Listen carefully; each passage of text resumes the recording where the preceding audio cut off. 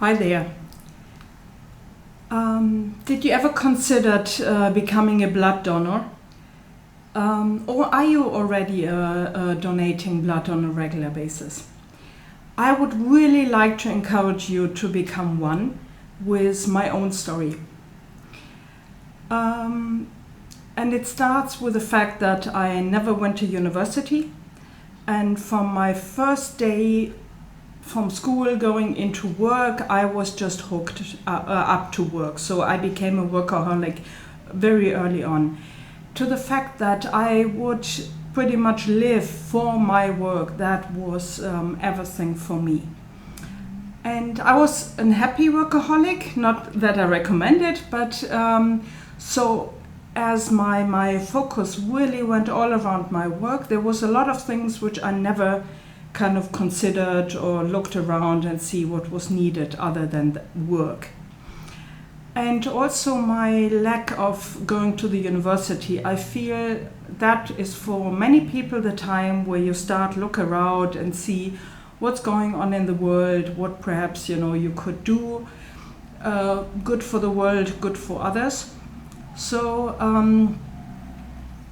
fast forward a few years back, when I decided to turn myself into a full working chocolate angel instead of corporate world.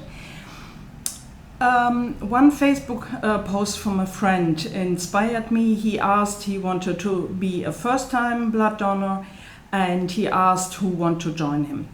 So I joined him, and ever since I donated blood for 7 times, ever since. For women you can only donate every 3 months, for men you can donate every 2 months.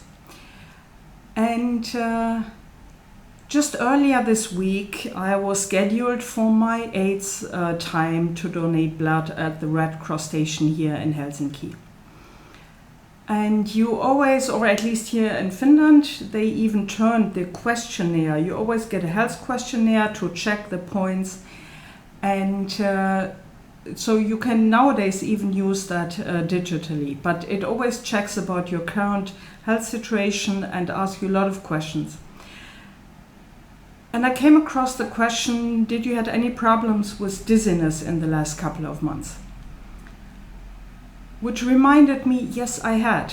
And that was the reason I wouldn't show my face for a while, because I hit my head after becoming unconscious for a few seconds. But I didn't thought much about it, because the dizziness which followed afterwards once in a while is already long gone, right? I almost have forgotten it. It's like now 1.5 months, 2 months in my past, or in the rear end mirror.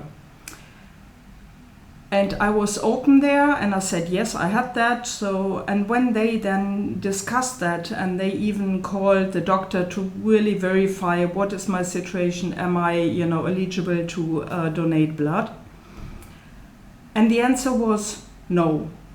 And my first reaction was like, okay, so when in the future can I donate again? Because it is, I tell you, it's such a small thing to donate blood, but being able to save other people's life with that action is so fulfilling and gives you such an amazing boost of positive energy.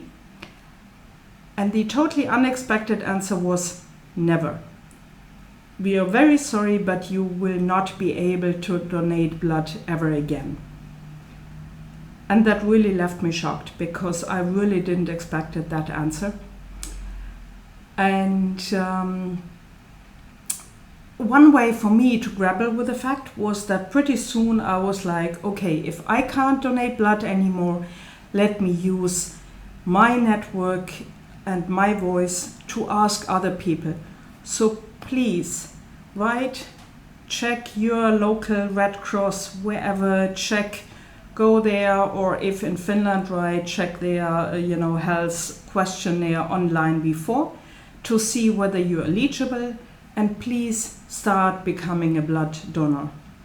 Because one of the things, back to the beginning of my story, what I really because when I checked it first time, it turned out if I would have started a few years later, I would have been too old for being a first-time blood donor.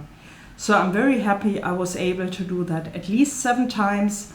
That usually saves up to 3 people every time. So please go out, become a blood donor. I would love if my inability inspires people all over the world to become a blood donor instead.